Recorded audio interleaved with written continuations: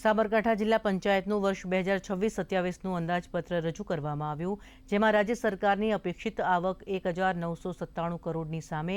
1,387 કરોડની આવકોને ધ્યાને લઈ બજેટ રજૂ કરાયું હતું. વિકાસ ક્ષેત્રે 433 લાખ, શિક્ષણ ક્ષેત્રે 66.4 લાખ તેમજ આરોગ્ય ક્ષેત્રે 7.5 લાખ સહિત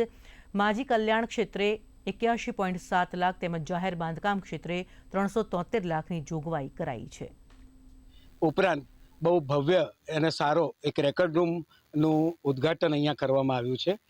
એ ઉપરાંત સાબરકાંઠા જિલ્લામાં આરોગ્ય વિભાગ દ્વારા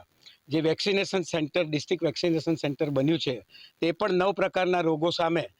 ખાસ કરીને કોલ્ડ ચેન મેન્ટેન કરવા માટે, 2 થી 8 ડિગ્રી તાપમાન મેન્ટેન કરવા માટે, ઠંડકમાં વેક્સિનેશન સચવાય અને માતા સ્વસ્થ બને, બાળક સ્વસ્થ બને અને સ્વસ્થ ગુજરાત, સ્વચ્છ ભારતનો સંકલ્પ અહીં 1,62,00,000 ખર્ચે બનેલ બિલ્ડિંગમાં ચરિતાર્થ